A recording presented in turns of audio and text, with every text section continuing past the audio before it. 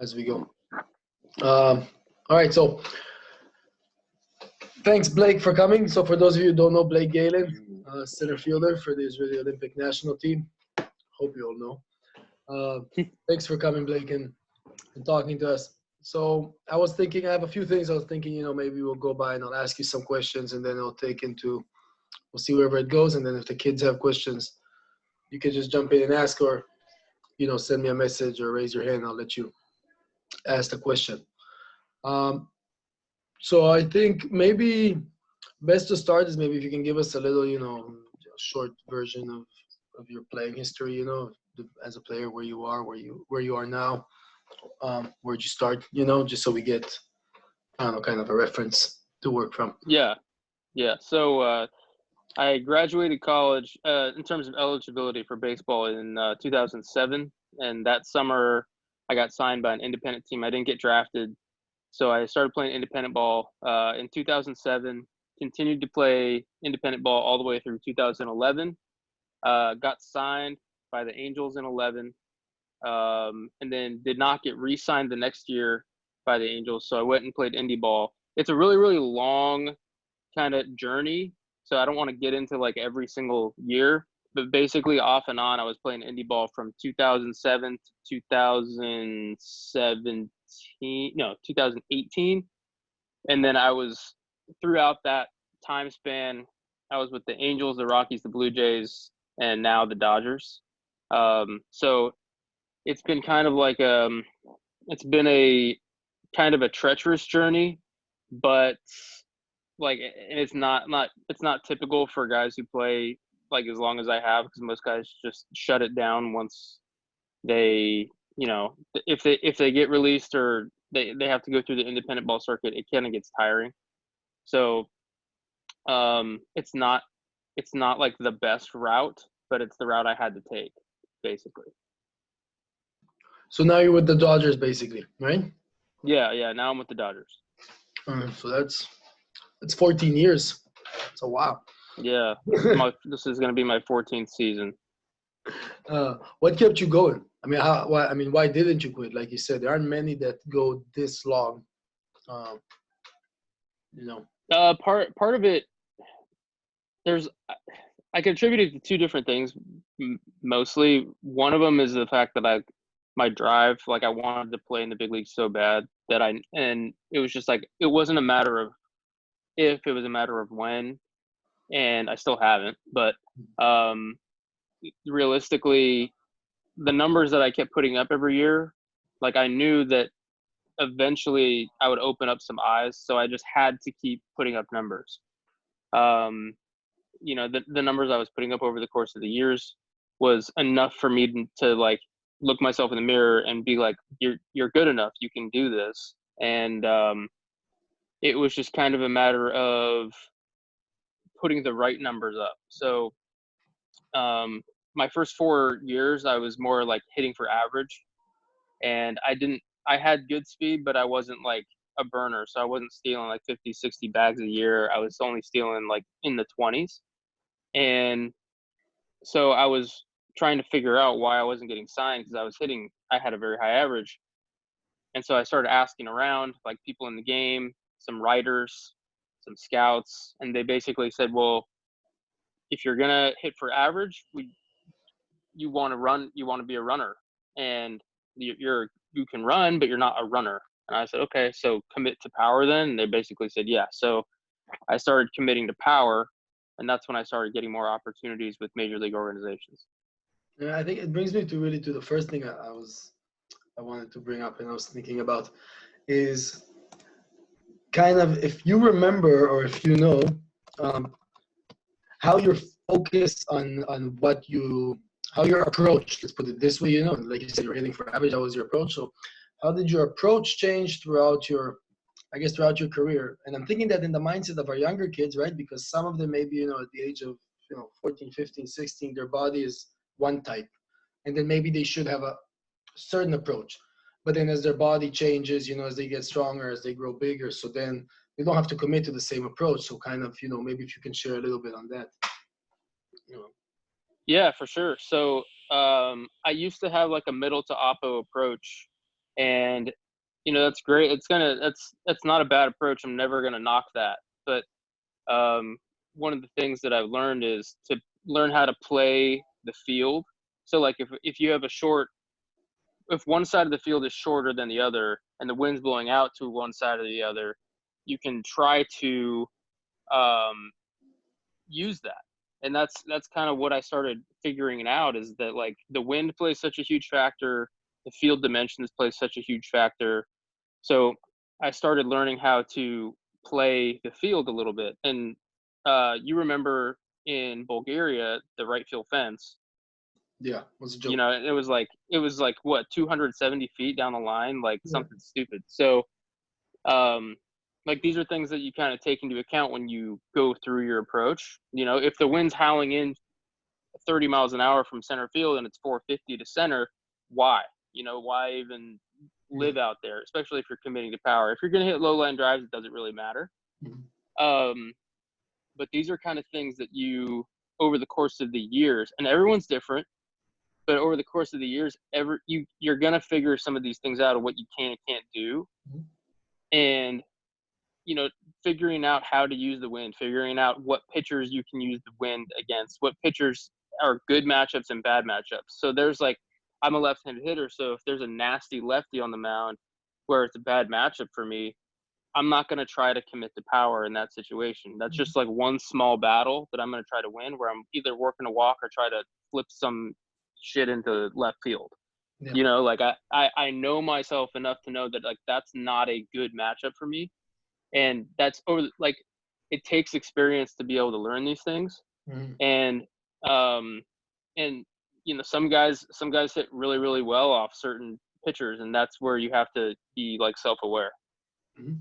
I guess so.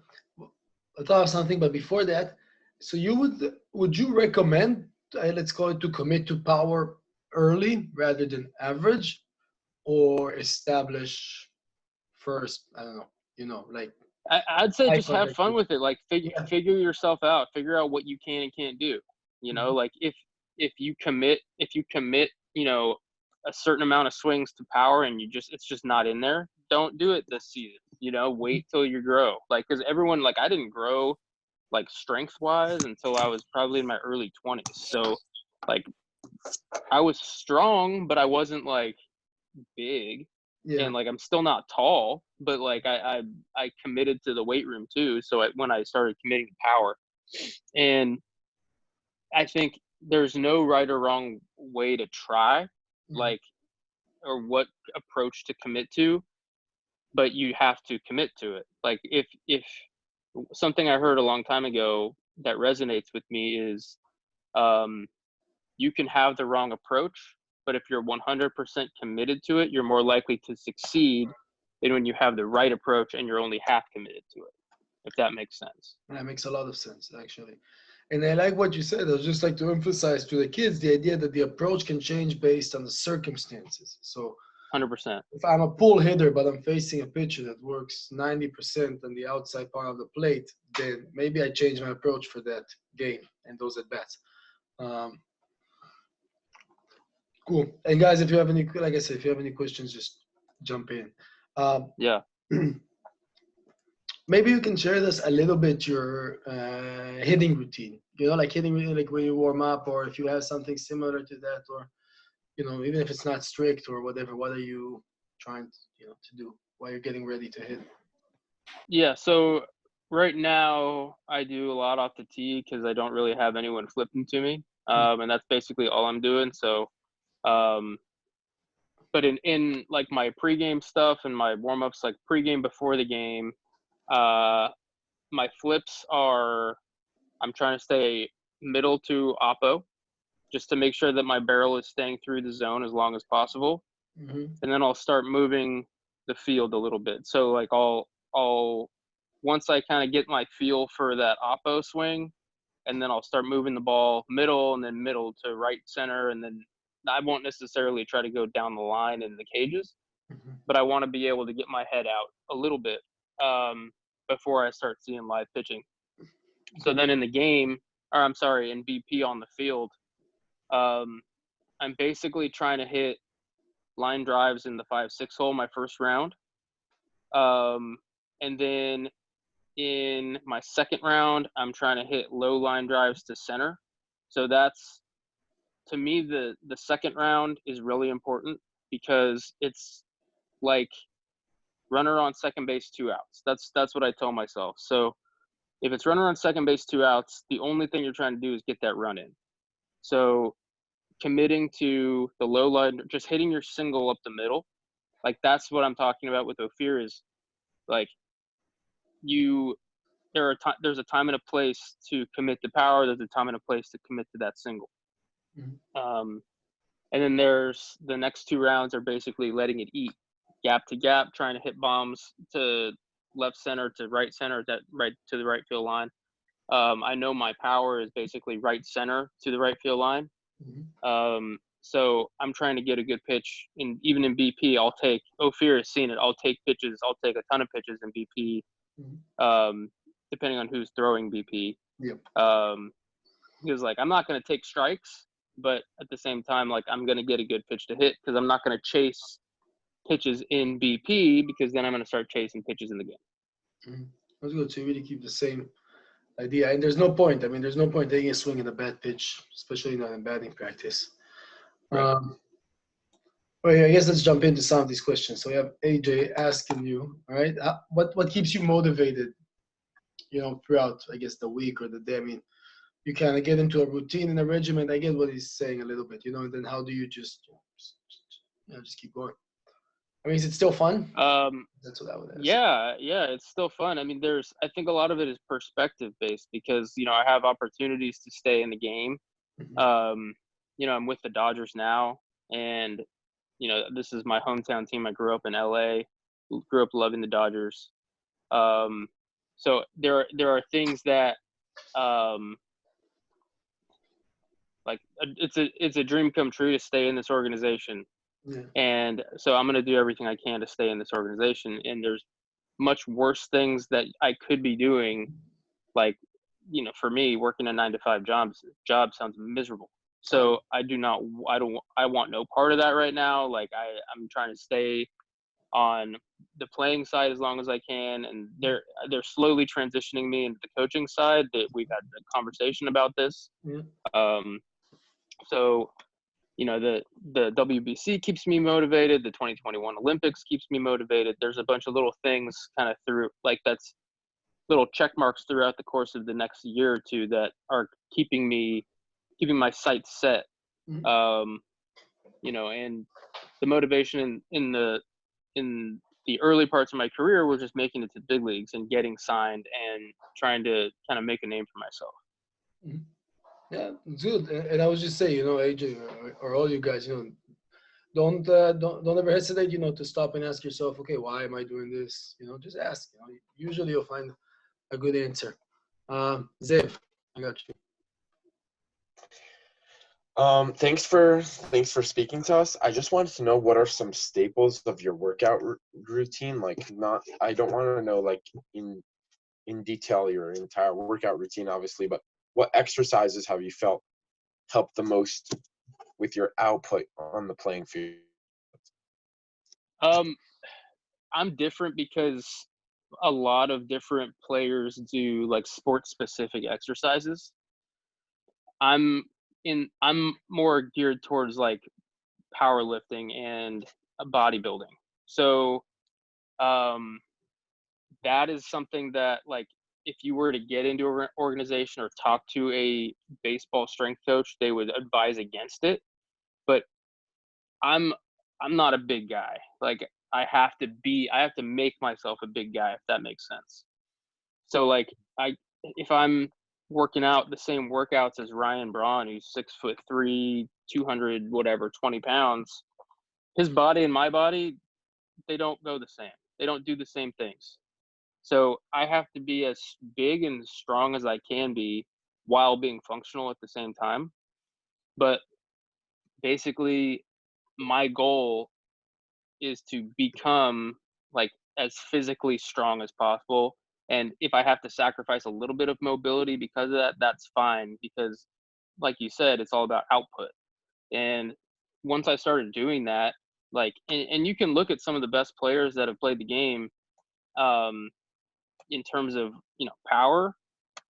If you look at, I mean, we're talking about steroid era guys, a lot of them. So like, I don't advise steroids, but at the same time, like, you look at the size and the bulk and the strength, and they, like, the best players, like the best power guys, they're big, they're strong, like, like, and there's something to that.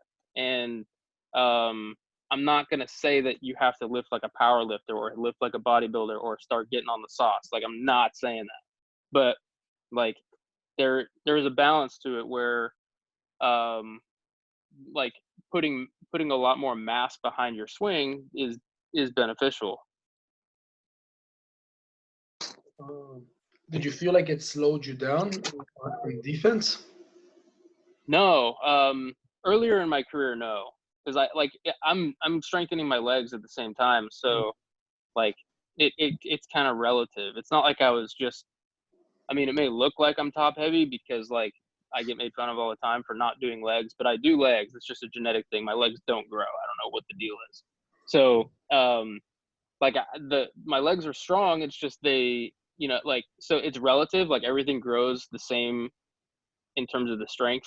Everything grows the same, in the same fashion.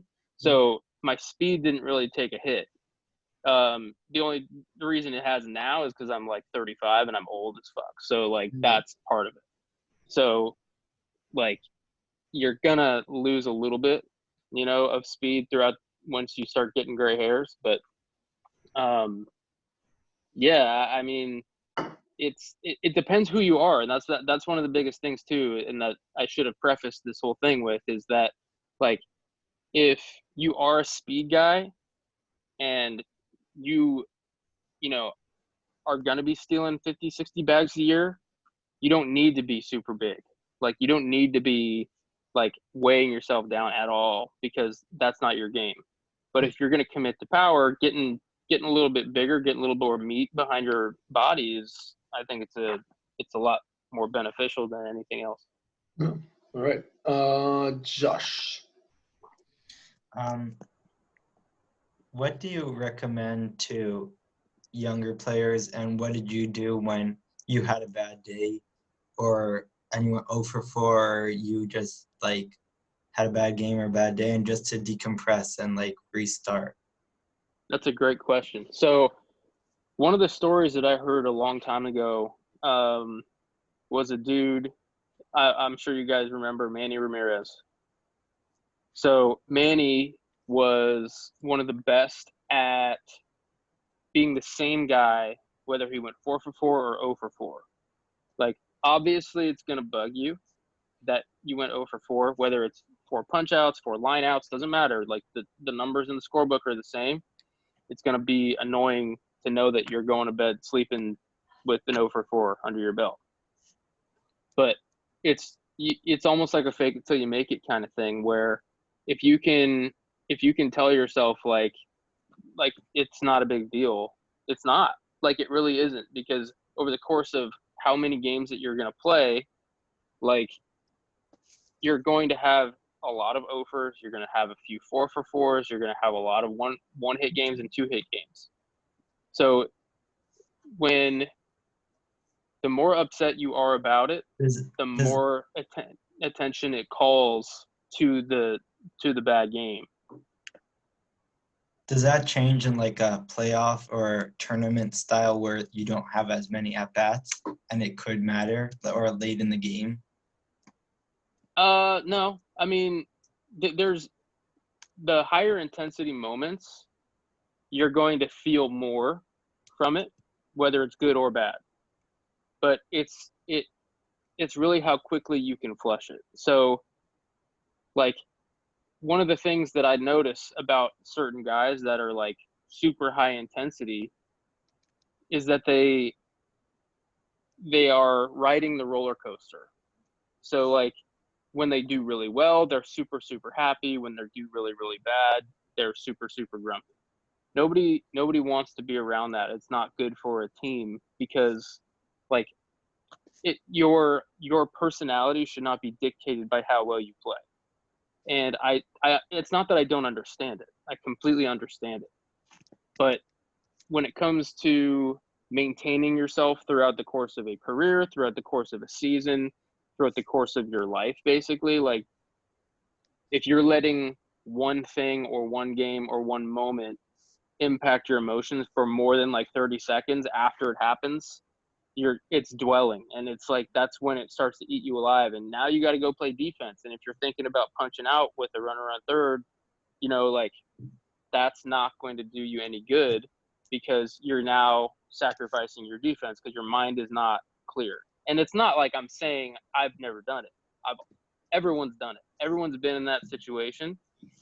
But when you go home, no one's thinking about how bad you played. Like no one is going home thinking, man, Josh sucked today. No, nobody cares. Everyone cares about themselves. So everyone's like, damn, I raked. I went 2 for 3 with 2 jacks or whatever. They're not thinking, how you struck out or that you lost the game. That's just not, it's not realistic. Like, and I understand that you are always going to be the hardest. Like you're going to be the hardest on yourself, but don't think that people are as hard on you after that game's over, because everyone forgets. Everyone only cares about what they did, realistically. I hope that answered your question. Yeah, thanks. So, I want to go into something a little more technical, because we talked about in Bulgaria, and I liked it, about where to give maybe some advice on where do you pick up the ball and how do you, focus on the pitch that you want to hit. Like, so maybe depending on what you're looking, where does your focus go and how do you look? Because we talked about it a little bit, and I really liked where that went. So. Okay, so in terms of like looking out of a window, like there's a lot of guys talk about looking out of a window, like if a guy's throwing from here, like this is where you want to look. So most guys throw anywhere like over the top to the low 3/4 or whatever. So I'm always looking at the emblem on the hat, and it's a pretty strong focus on that. It's not a soft gaze. Like I'm trying to see the threads on that hat. I'm trying to lock into those threads.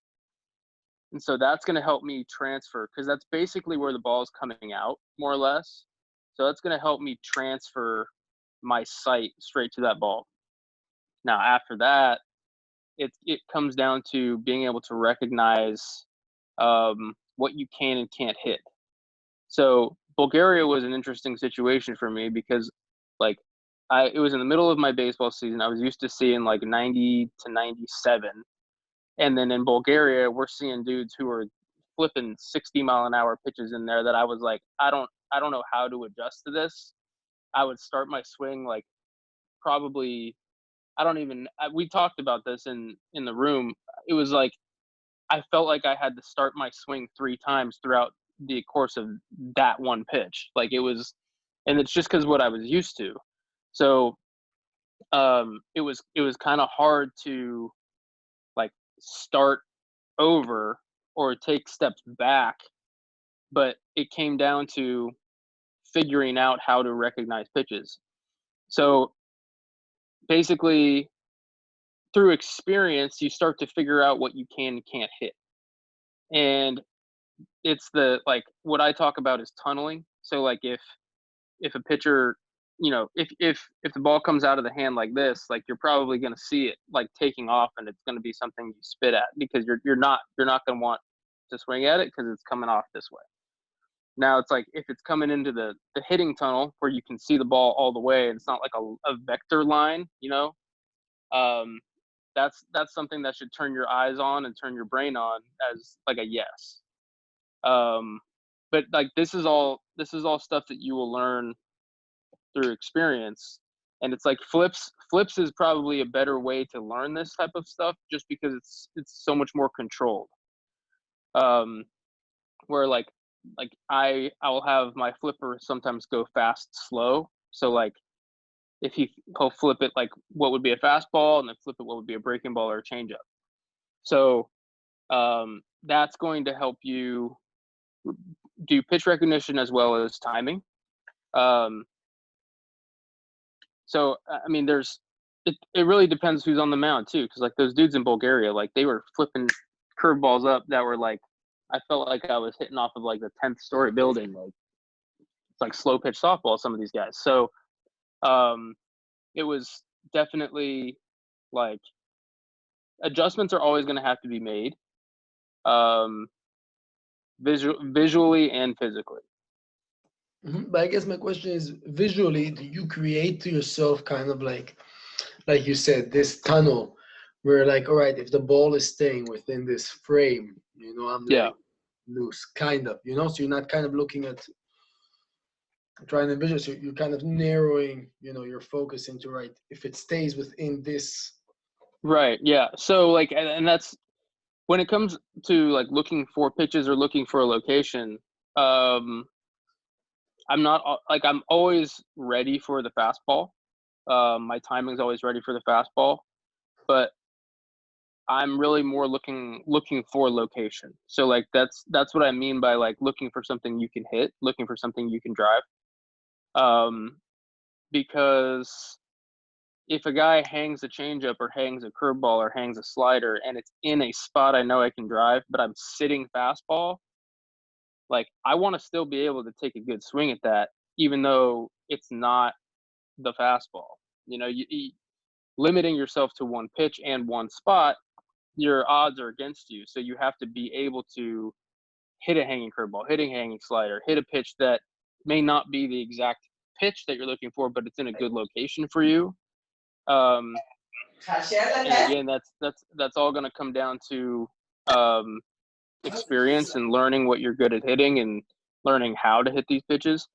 But basically, Ophir, when I'm ahead in the count or it's 0-0, like my strike zone, like if this is the plate, my strike zone is like right around this area. So it's not the full plate. And then when it gets to 2 strikes, I don't like the 2-strike approach where you're just trying to touch the ball or make contact. I still want to let it eat. I still want to hit for power. I still want to commit to that original approach. I'm just swinging at more pitches now. So like I'm covering the entire plate. So if it's a 3-0 count, 3-1 count, my strike zone shrinks. So like I know that like I'm in the driver's seat, whether it's a curveball, fastball, changeup, or slider, cutter, whatever, it doesn't matter. If it's in this spot and I can recognize it early, I'm gonna take a good swing at it. I may not get a hit, I may not hit a homer, I may pop up. Doesn't matter. I took a good swing at it. And same thing, 3-2, 2-2, 1-2, doesn't matter. Like that plate is now your strike zone, the entire thing. So that's how I go about it. And like I know a lot of guys will disagree with me about the 2-strike approach, but I don't think that changing anything with 2 strikes is that beneficial, because that means you have to practice like doing different things with your body just the same amount as you would when you're trying to let it eat. And to me, it doesn't make sense. Like, I'm not saying like swing out of your ass, but I'm saying like your body and your mechanics should not change with with 2 strikes. Yeah, definitely. I guess that brings you to a question. I mean, you've been playing for a long time in professional baseball now, and there's been a shift in at least talk, let's put it this way, in the way people talk about hitting specifically. And without getting too deep into it, I wonder if you see a difference in the way hitters hit, or, I mean, are hitters hitting differently, or it's more of, I don't know, I mean, than they used to hit in the past? Yeah, no, it is. The game has changed immensely on the hitting side, and a lot of it's because of the new hitting gurus that are out here, like the hitting coaches that are coming through the game. Like the Dodgers are a perfect example. We have guys that they know what they're talking about, and I'm not knocking them in any way. Like I love what these guys have to say, but they've never played baseball like at a high level, at a professional level. So they can tell you what swing to take, but they can't tell you what approach to have for a situation. So we have other coaches for that. So they kind of combine the two different things. And the conversation I always have with them is like, yes, I understand what swing you want us to take, but when it is runner on second and 2 outs, we have to know how to hit a low line drive to center field or like gap to gap. Like we have to be able to manipulate the barrel a little bit. We have to be able to not just try to hit a bomb, like not just try to hit a 25-degree launch angle, like gapper to left center. Like we have to be able to be more complete than just power. And I don't want to say there's a disconnect there, but I was talking to one of the guys that got called up last year with us, before he got called up. And I said, his name's Kyle Garlick. I said, do you ever, when it's like runner on second or anything, do you ever think about like trying to hit that line drive to center? And he was like, no, my swing's the same every pitch. And I'm just like, that's so robot to me. Like that is not, and like he got called up, but it doesn't mean that he's right. Like I imagine how good he would be if he knew how to hit, because Miguel Cabrera is like the example that I use when it comes to being able to get guys in, runner on second, 2 outs. He can hit a home run almost at will. Like he's got juice, but he picks his moments. Like they know he's going to try to flip a ball over the second baseman's head to get the run in. That's why he led the league in RBIs for like 6 straight years, because he knows how to hit. And like a lot of the hitting coaches out there right now are so one-dimensional in like teaching that swing. Yeah. And it's one swing right now. And like that's where I kind of disagree. And that's why like I was telling Ophir, like I and you guys, like my approach in BP, I want to be able to do different things with the ball. I want to be able to take different pitches and move the ball around the field. Just so that I'm like, I know situationally that I'm like ready to do all these things in the game. I also think that generally versatility improves all the skills at the end of the day. I mean, if Right. you have a better bat control and you're able to, to hit the line drive to center, you'll also have a better swing and better bat control when you try, and launch the ball. That's what I think personally. I agree. Um, I agree. all right. Hey, Blake. Yeah. You're talking a lot about different like approaches, 2 strikes or count leverage and all that. For the younger guys, who are like 13, 15, and 16, is there a difference for you between an individual at bat and like a team at bat? If you could dig a bit deeper into that, what that means for you personally, how you approach that. So, everyone's going to be different, and everyone's going to, and this is all, I talk about experience a lot, and a lot of it is experience based. So, you can have both at the same time. So, like, say it's runner on first and third with nobody out. Like, there's a time and a place to try to do what's good for you and do what's good for the team. So you're trying to get that run in from third. If you hit a ground ball double play and it's 1 out, it ends the inning, right? So like if you're selfish enough to do that by accident, you have to be able to swallow that pill and be like, damn, okay, I need to fix something. Because like you have to commit to an approach that's going to give you the highest room for error. So for me, like I'm trying to hit a ball as far as I can to right field, and that's going to open up that hole for me, because if it's a runner on first, that hole's open. So I'm going to try to hit that. Like I'm going to try to pull the ball as far as I can to right field, and if I hook it, it's a single in the 3-4 hole. If not, it could be a double, or it's a pop up, and it's like sometimes you lose. Now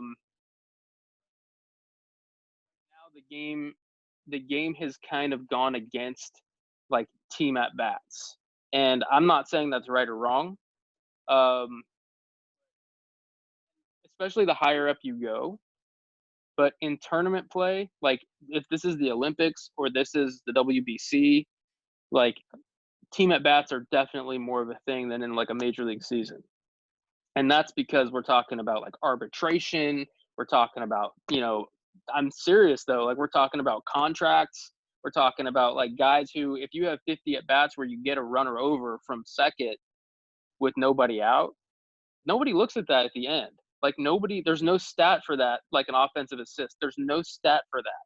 So when your batting average is 240 instead of 295 because of those things, and they're like, well, what happened? You're like, well, I moved 35 runners over. They don't give a fuck. Like I'm not trying to be a dick. I'm just saying, like, it's just the game. But in like tournaments, like this is a situation where we need to win. Like this isn't like talking about an arbitration situation. This isn't talking about a contract situation. For the guys who We don't know, need to win. arbitration is more like just your service time. For the guys. Yeah. So sorry. Like what arbitration is basically like, you're fighting for more money for your season next year, and the ownership is telling you like, well, you're not worth that money. So that's basically what arbitration is. Back to the hitting. Yeah. So based on the situation you guys are in right now, team at bats for sure matter. Playing the game for sure matters. But I will say this, if you guys are trying to move on in the game, it's important to have a little bit of that, like, I have to do what's right for me too. Because if you have 4 at bats where you move the runner over 4 times, that's great, dude. 0 for 4. Like, you have to be, I'm serious though, you have to figure out a way to still put up good numbers. Like, you can't just roll over 4 balls and that's it for your day. Like, because at the end, like, the stats are what people look at. And so, like, I'm not saying there's not a time and a place. There is. Like, games on the line, get your runner over, whatever.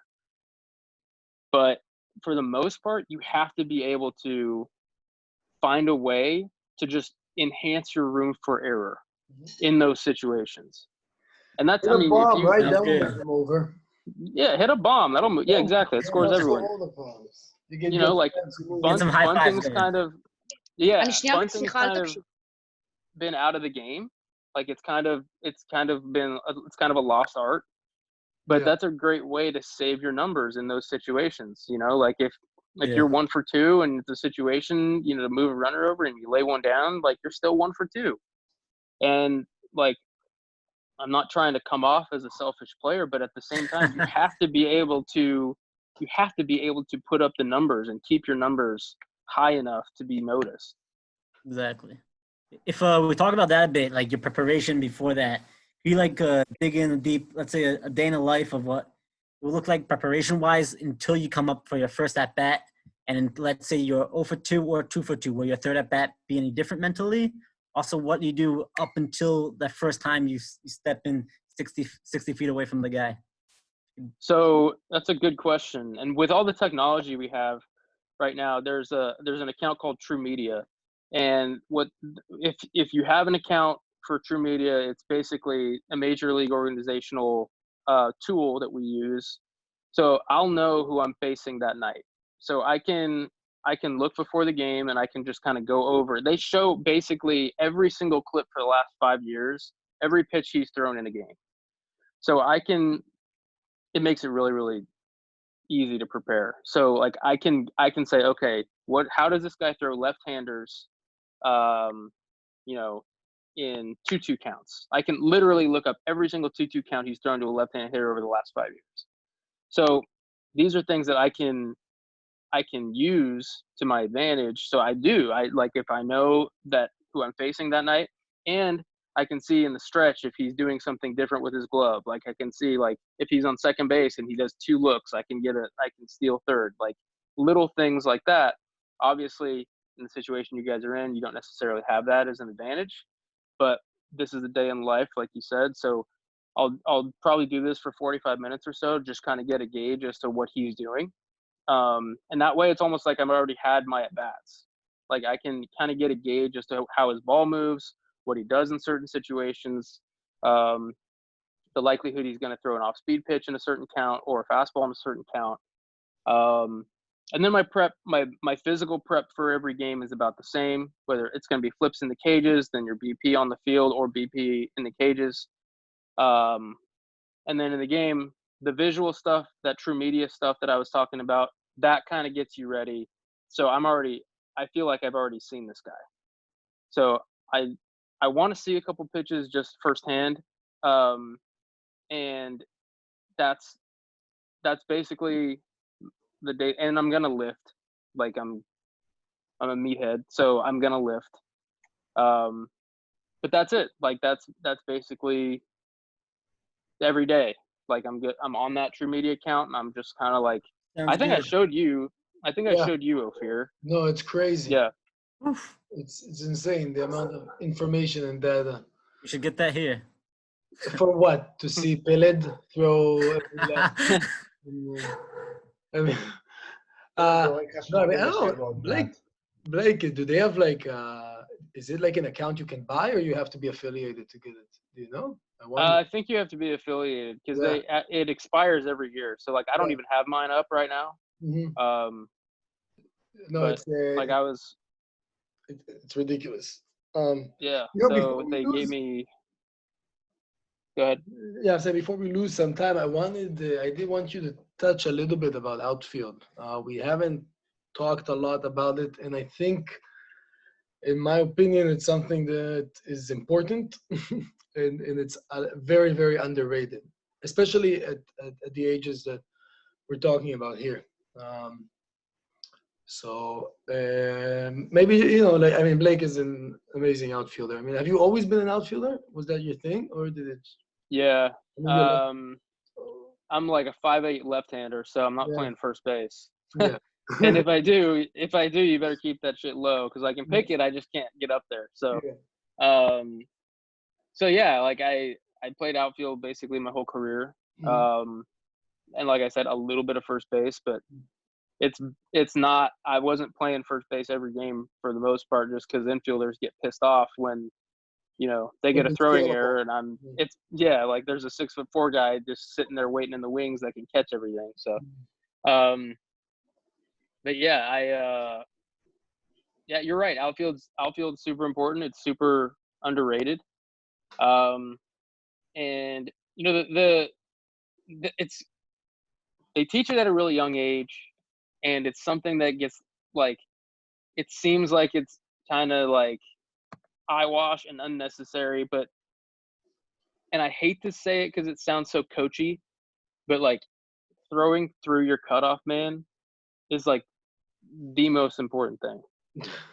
And like I know it sounds like it's something I'm supposed to say, but like when you overthrow a guy, everyone sees it. Like everyone, especially when you get into a certain level, like the runner can see that, and so it's turning his single into a double. But if you keep it low enough, it's not even just because like it creates a good throw. It prevents guys from moving on the bases. So there's a bunch of different little things in the outfield, but like that's probably one of the most important things. And then fielding it before you throw it. Like it sounds obvious, but a lot of people look up, and that's where they make their fielding errors, is because they're focused on the throw before they field. So taking your time to field it first is also just as important. But How about pre-pitch? yeah, I mean, so pre-pitch, I like to think of it like hitting. So I want my timing to be as if I was hitting. So I want my front foot, like my lead foot, down and ready, as if I was hitting to be ready for a fastball, because that's going to put you in a position to be ready for the ball to be hit. A lot of times, like you'll be late getting your feet down and set, and that's going to cause you to lose a step in the outfield once the ball's hit. And So if you time out your own pitcher on defense as if you're hitting, like I'm not saying freaking take a freaking full swing in the outfield while you're on defense. Yeah. But I'm saying, like, just get your timing down as if, like, you're striding and you're landing, like, for a heater. And do you from your practice? guy. Is that something you practice in practice? I mean, I don't know, in BP or something. Just during the games, that's when you get your kind of reps for Yeah, it. I mean, it's like if you can do it off the BP guy, the guy who's throwing batting practice, Mhm. like, you'll be able to feel a difference if you're late. Like, you get so much, you're so much quicker to the ball, defensively, if you are on time with your like, they call it like a prep step. I read So- this long article about Trout. It was like a year ago or something, and they talked about how he became better defensively, even though physically he's become, he's a little slow. He's a little slower every year, obviously, as he's getting older and past the peak. But it's just saying, just working off reads. So just adding another split second to the reads. I mean, it's just repetition, huh? I would assume, how would you? Yeah, for sure. So ball off the bat, batting practice is the best way. Mhm. That's the most effective way that you're going to be able to get, like, as close to game like reads. Yeah. Some guys can't hit a fungo, so, like, if it's a terrible fungo, you're basically just grinding, because you're like, okay, well, I'm taking a loss today because there's nothing. What can I do that's getting me better? But, like, if got ball off the bat is the most realistic that you're gonna get to game like, and that's you don't have to be gung ho every pitch, but, Mhm. like, commit to certain pitches and commit to, like, making it a game and making it game like. And sometimes it's good to do, like, a competition with your boys where, like, you'll have one guy in center, one guy in left, one guy in right, or you can stack together, and you can kind of, like, figure out a point system where it's like, if you feel the ball on a bounce, it's 1 point. You catch a ball in the air, it's 2 points. I wouldn't recommend doing, like, diving plays because, like, liability to get hurt, but you can add that for 3 points or whatever. I don't know. You do whatever you want, but it's like, make it fun. Give yourself like a game like situation. Mhm.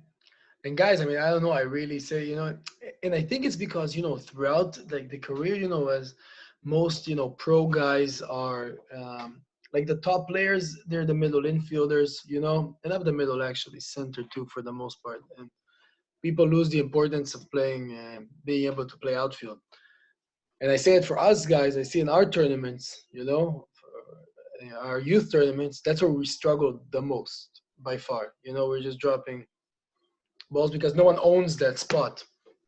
So I guess I think it's important. Blake, Here you go. without giving away too many of his secrets, there's some guys like Ender Ciate. He says from Atlanta, he claims that he goes over the pitcher in the hitters meeting, and he guesses, like, where he would want to hop for. Do you ever, like, guess where the ball's gonna be pre-pitch, or, like, do you just, like, go? A lot of it comes to, like, reading the swing more than anything. Yeah. So, like, if I can tell a guy's late, just like a tick late, I'll move myself over, and I'll move my outfielders with me. So, like, in one of the games, like, Bobby, our left fielder, this is against Germany in Germany. There was a left-handed hitter who was facing John DeMarte, our closer, and the guy was hitting it, like, a left-handed hitter. He's hitting it over the third base dugout, like, 4 pitches in a row, 5 pitches in a row. And I was like, Bobby, move. Like, straddle the left field line, dude. Like, just, like, go. I will take left center. I'll move our other guy in right, basically into center field. So we moved our outfield, like, almost completely over. And Bobby ended up catching a ball in foul territory. I think it was foul territory. I don't remember for sure. On the line. And yeah. yeah, it was right. It was like, and that's, to me, it's just like, until they prove to you that they can make an adjustment, you play them there, and if our guy's dumb enough to throw him an off-speed pitch there, that's not our fault. You know what I mean? Yeah. So he kept pumping heaters like he was supposed to, and he hit right into us, and it ended up working out. So it's one of those, like, it's like Ender said, you're kind of anticipating certain things, and there's a lot of shit that goes into the equation, because it's not just like the guy on the mound, it's the guy who's hitting. It's, when you're a shortstop, second baseman, or in center field like he is, like, sometimes you can see the signs. Shortstop at second definitely can. But like for us, we can only see where the catcher's setting up. We can't really see the signs as well.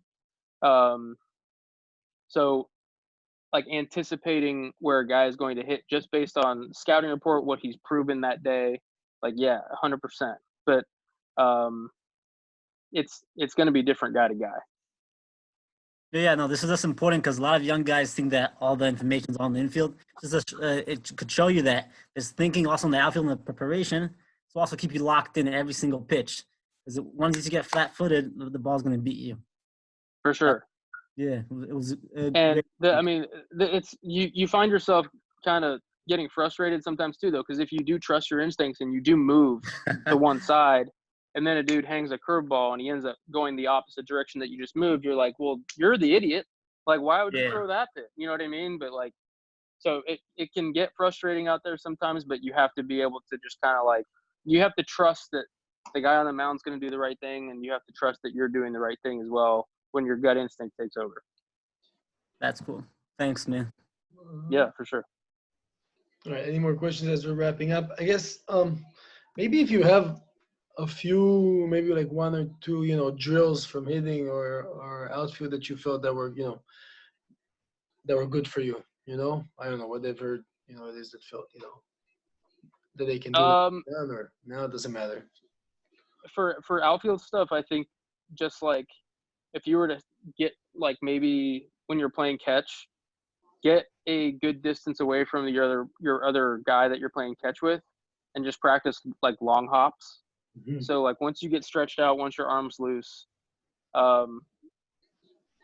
put your hat down like maybe 30 feet from you, 20, 30 feet from you, in front of you, and have the other guy try to hit your hat, and then you do the same to that guy. And that's going to like help you. It's like target practice basically, and it's going to help you kind of control your one hops. Yeah. So it's going to give you something to look at. It's going to give you a visual, and it's going to give you, like more realistic repetitions for like keeping the ball low and one hopping a throw to any base. Hitting wise, I mean, there's a billion different drills that you can do, but for me, like a lot of times my hands cast away from my body. So what I want to do is I want to set up a tee as close to my body as I can, and I want to just like take the ball up the middle, and that's going to force me to keep my hands close to my body. So and it's almost like a golf swing where like I'm setting the tee up as low as possible, and I'm just like, it's an easy swing, but it's just forcing my hands like as close to my body as possible. It's hard to explain it without the visual of it. Obviously. Yeah, but that's, I want the ball to be true. I don't want there to be any hook or top spin. I want it to just look like if you're golfing. Trying to think if there's any other drills. Is there any sort of drill that like you could do potentially by yourself or with a target that you put on a wall or something? For like defense or throwing? For like throwing to a cutoff man or something like that. It depends how much space you have. So if you're talking about throwing to a wall, it depends how far away from the wall you are, because the wall realistically, like, you're not going to be able to see the flight of your ball. But like when I throw out here in my backyard right now on quarantine, like I do pick spots to throw at. Like even if I'm 20 feet away from the wall or like the net, like I try to throw to like a spot on the net. I'm not just throwing aimlessly. So like it's not necessarily going to give you like the full field effect, but being able to hit a target from 20 feet, like if you can hit that, like or if you can't hit that, you're not going to hit something that's 150 feet. So, it's something at this point, like with all the crap going on, like it's at least something. So yeah, like you can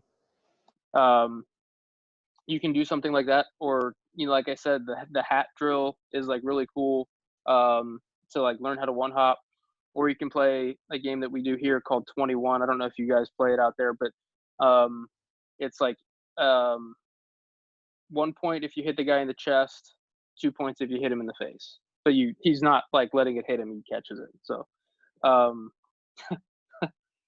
so like then the first 1 to 21 wins. So like that's a good way to have your own target practice. You can go as far back as you want. And that's like you can get creative with it. Like there's no right or wrong in terms of figuring these kind of things out. But pick a target, guys, when you throw. If you throw, pick a target to throw at. Never just throw aimlessly. Ever. Right. No point. Pellet, you have a question? Yeah, I'm not looking like for a specific drill, but like I'd like to know like what aspect of outfielding you think like is the most important to work on, like being athletic and working on the little details like the drop step or something like that. Like I'm not looking for drills because drills you can find anywhere. I'm Mhm. looking like for something that can guide me to work better. Okay. In terms of fly balls, I would say making sure that you're working behind the ball. So, do you know what I mean by that? Yeah. Okay. So, a lot of times, and this is at every level, guys get stuck catching a ball moving backwards or not catching a ball not moving forwards. It's so much easier to get your throw off when you start, I don't know, 15 feet behind where the ball is going to land, and then just casually moving through the ball to make your throw. Another thing that I find really beneficial is when you are fielding a ground ball and you have to make a throw, you don't want to be running full speed when you field that ground ball. And you want to be running full speed or close to it before you field it. But when you field it, you want to kind of chop your steps a little bit and control yourself because you have to be able to make a throw. So getting your footwork down to control your throwing footwork is just as important as getting to the ball quickly. Because if you're running through the ball full speed, and this is on do or dies too, like if you're running through the ball full speed, like 100%, your body's not going to sync up when you try to make that throw. So like body control is so important when you're trying to make that throw. So being able to be fluid and being able to kind of control your body through that is, I would say, probably the most important part of making a good throw, whether it's through your cutoff man or whatever. Would you recommend doing mobility to maintain body control? I mean, you can, sure, but it's not. I wouldn't say that that's like the number one thing. I would just say working on like taking the reps the right way and like working on your footwork to figure Like out muscle like memory? yeah, exactly. Because like I know a lot of coaches when I was younger would tell me like do or die, like you're coming through the ball full speed. Well, it's not the best way. Getting to the ball, yes, but like that 10 feet before you field it, you have to be under control. And that's in order to field it right and in order to make a good throw. Because when you ever play catch long, do you ever run full speed before you make that catch or before you make that throw? No. You take a nice crow hop and go. Like that's what you're trying to do. You're trying to be able to take a nice controlled crow hop and make that throw. So there's a little bit of a disconnect there, I think, between sometimes the coaching side where it's like, no, you want to run full speed. No, you don't want to run full speed through the throw. You want to run full speed before the throw and then control yourself through it. So practicing that, I think, is just going to be the most important part. Okay, thank you. Mm-hmm. All right, Nathan, you got a last question. Yeah, well, last one more, finish it up. if we go back to hitting for a second, a lot of people say you're either a guess hitter, reaction hitter. Like, do you sit on certain counts? Do you just react to everything? You said you look for fastball all the time. Just give a little intake on that, on guess or reactionary. Yeah, some guys are definitely guess hitters, and there's no right or wrong. It's figuring out who you are. For the most part, like I said, I will be on the fastball, but there will be times where I know something's coming, and it's not necessarily because I have a tip. Like if he's showing me what's coming, it makes it really easy because I'm not guessing. I actually know what's coming. But there are also certain situations where, based on the sequence, I can be like, okay, I 100% know he's going to throw a changeup here. So, and if he throws a fastball, I just take it. But like it's going to be, a lot of it's going to be pitch to pitch. A lot of it's not going to be pitch to pitch. So it really just depends on the situation. And like I said, there is no right or wrong. Like, you can guess wrong. The only time you like really are wrong is if you guess wrong and swing. So if you sit fastball in terms of your timing, but you're really more geared for that location, and then you swing at a curveball that's, in the zone that you can hit, there's nothing wrong with that. Like, being aggressive towards any pitch that you can drive, there's nothing wrong with that. Chasing pitches that you can't drive, there is something wrong with that. So that's where experience comes in. That's where you have to kind of learn yourself and figure out what you're able to hit and what you're able to look for and still hit other pitches. So it's basically like educated. It's not like I'm guessing on blank. It's an educated guess. And Yeah. When you said like that, you have the info. Is that because you have it from your preparation in the past, or is that just, as you said, based on, okay, he went 0-2 for every single guy, went 0-2 change up away, so I'm going to look change up away.